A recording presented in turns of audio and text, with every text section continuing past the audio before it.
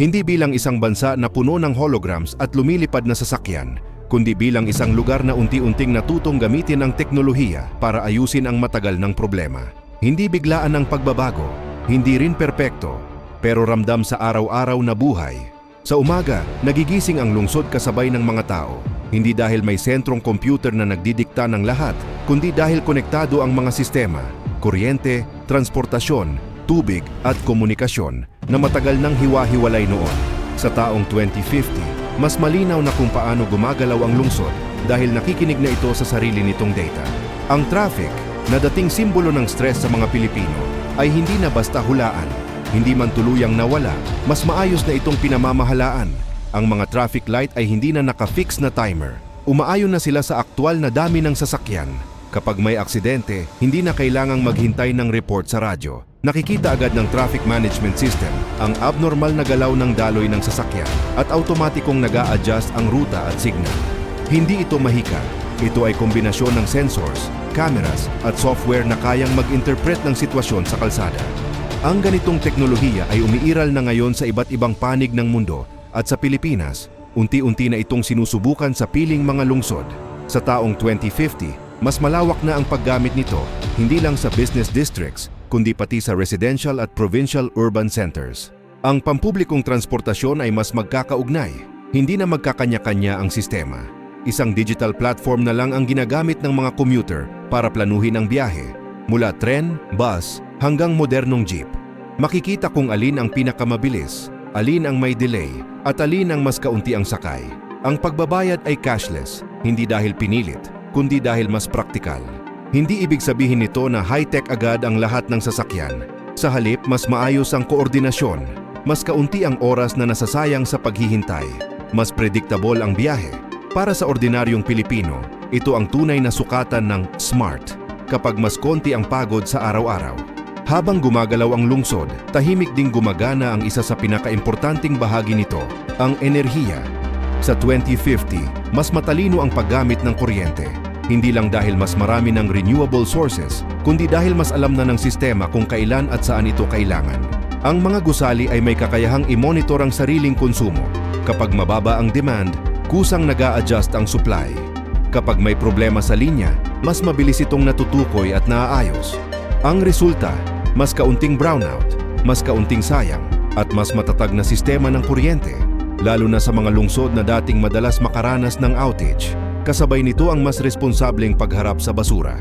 Noon, ang koleksyon ng basura ay nakabase lang sa schedule. Kahit kalahati pa lang ang laman ng truck, bibiyahe na ito. Sa smart cities ng 2050, ang basura ay minomonitor. Alam ng system kung alin ang puno, alin ang hindi, at doon lang pupunta ang koleksyon. Mas kaunting biyahe, mas mababang gastos, mas malinis na paligid. Hindi glamorous ang waste management, pero ito ang isa sa mga pinakaimportanteng sukatan ng maayos na lungsod. At sa isang bansang madalas tamaan ng baha, malaking bagay ang mas maayos na daloy ng basura at drainage. Pagdating sa gobyerno, mas ramdam ang pagbabago sa simpleng bagay. Hindi na kailangang maglaan ng buong araw para sa isang permit. Hindi na kailangang pumila ng maaga at umuwi ng hapon. Sa 2050, karamihan ng basic government services ay digital na. May iisang portal para sa mga transaksyon, mula pagbabayad ng buwis hanggang pag-apply ng dokumento. Hindi nito tuluyang inaalis ang physical offices, pero binabawasan nito ang bigat sa mga mamamayan. Mas malinaw ang proseso, mas kaunti ang papel, mas kaunti ang pagkakataon para sa red tape, at higit sa lahat, mas transparent ang galaw ng mga serbisyo. Sa likod ng lahat ng ito ay maraming kailangan ng data. At dito rin pumapasok ang isa sa pinakamahalagang usapin ng smart cities, privacy at seguridad. Habang mas nagiging konektado ang lungsod, mas nagiging mahalaga ang proteksyon ng impormasyon ng mga tao. Sa 2050, hindi lang sapat ang pagiging matalino ng lungsod, kailangan din itong maging responsable. May malinaw na mga patakaran kung paano kinokolekta, ginagamit, at iniimbak ang data. May safeguards laban sa cyber attacks, at may pananagutan ang mga institusyon na humahawak ng impormasyong ito. Dahil ang tiwala ng tao ang pundasyon ng anumang smart system. Sa isang bansang tulad ng Pilipinas, hindi maaaring pag-usapan ang hinaharap ng lungsod nang hindi binabanggit ang kalamidad. Sa taong 2050, mas handa ang mga lungsod sa bagyo, baha at lindol. Hindi dahil mas kaunti na ang sakuna, kundi dahil mas maaga na itong natutukoy at mas maayos ang tugon.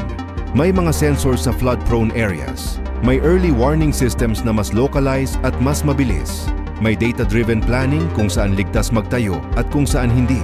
Hindi nito inaalis ang panganib, pero binabawasan nito ang pinsala at naliligtas ang mas maraming buhay.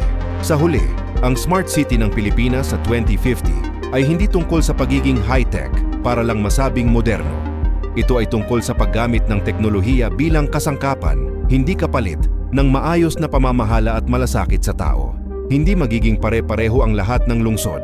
May mauuna, may mahuhuli, may magtatagumpay, may magkakamali.